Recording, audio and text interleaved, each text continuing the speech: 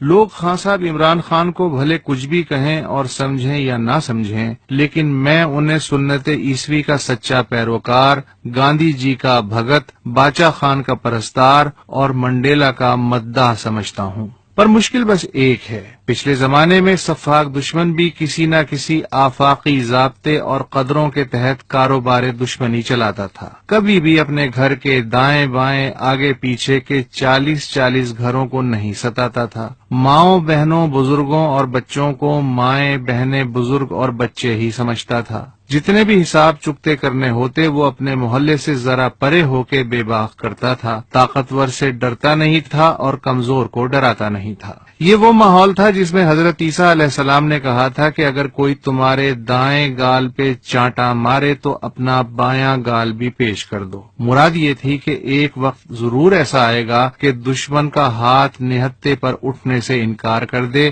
اس کا دل پسیجنے لگے، یوں وہ کوہ پہلوانی سے اتر کے گفتگو تک آ جائے، یا قائل ہو جائے یا کر لے۔ اور اگر ایسا نہیں بھی ہوتا تو آئندہ کسی کمزور اور نہتے پہ مردانگی آزمانے سے پہلے اپنے اندر کی آواز ضرور سنے۔ اس عیسوی فلسفے نے سن 1990 تک کسی نہ کسی حد تک کام دکھایا، ورنہ گاندھی، باچا خان اور منڈیلا کبھی نہ پنپتے۔ لیکن اگر یہ تینوں آج کے پاکستان میں ہوتے تو سوچئے کیا ہوتا۔ گاندھی قصہ خانی بازار کے بم دھماکے میں اڑ جاتے، باچا خان ٹارگٹ کلنگ کا شکار بنتے اور منڈیلا اغوا ہونے کے بعد تاوان کی عدم ادائیگی کے سبب ذبح ہو چکے ہوتے۔ لال پھننے والی ترک ٹوپی صدیوں شرفا کی نشانی رہی، آج یہ سرکس کے مسخروں کی میراث ہے۔ کوئی لمڈا اگر غصے میں کبھی گھر سے باہر نکل کے چاقو لہرا دیتا تو محلے دار اس کے گھر کے آگے گزرنے کو بھی معیوب سمجھتے تھے، مگر آج اسلحہ شرافت کا سٹیٹس سمبل ہے۔ کسی دشمن کے گھر اگر مخالف کی کوئی عورت دہائی دیتی پہنچ جاتی تو دشمنی منجمد ہو جاتی، آج قاصد عورت ہی غائب ہو جاتی ہے۔ مجھ سمیت بہت سوں کو اب بھی عمران خان کی نیت اور اخلاص پر قطعاً شبہ نہیں، لیکن ہو سکتا ہے کہ وہ غلط نمبر پہ ڈائل کر رہے ہوں۔ یہ بھی تو ممکن ہے کہ وہ کسی تامل کو نہایت اخلاص کے ساتھ فارسی میں فلسفہ امن بتا رہے ہوں۔ کہیں وہ بیگانی شادی میں عبداللہ تو نہیں بن رہے۔ یہ بھی ممکن ہے وہ نادانستگی میں شریف برادران کی نقل کر رہے ہوں۔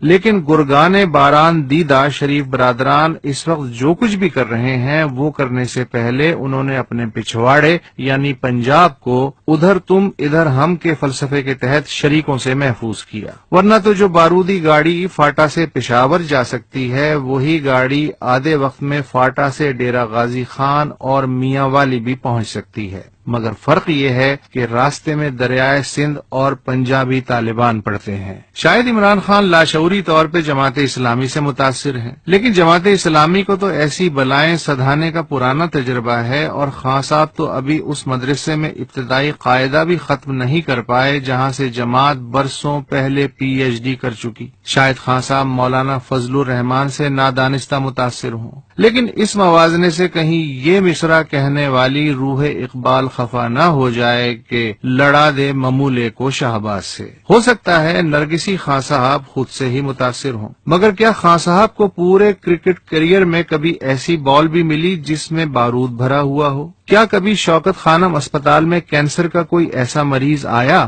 جو بیڈ پہ لیٹے لیٹے پھٹ گیا ہو؟ اگر یوں ہوتا تو پھر کون سا کپتان اور کہاں کا سوشل ورک اور کیسا آئیڈیلزم؟ نہ تو خیبر پختونخوا کی کابینہ ورلڈ کپ کرکٹ ٹیم ہے اور نہ ہی یہ صوبہ شوکت خانم ٹرسٹ ہے، بلکہ صوبہ کیا ہے، ایک گرم آلو ہے جو نہ ہتھیلی پہ ٹک رہا ہے اور نہ ہی منہ میں رکھا جا رہا ہے، یا شاید گرم آلو بھی نہیں بلکہ کینسر کے ٹرمینل سٹیج کا وہ مریض ہے جس کا معالجہ MBBS سال اول کے اسٹوڈنٹس کے ہاتھ میں ہے، اور ان کا خیال ہے کہ آپریشن کی بجائے اس مرحلے پہ ایسپرو زیادہ مؤثر ہے۔ بات یہ ہے کہ اگر ایک گال پر چپت کا فلسفہ جنگلوں پر بھی لاگو ہو سکتا تو شیر اور بکری کتابوں سے باہر بھی ایک گھاٹ پانی پی رہے ہوتے۔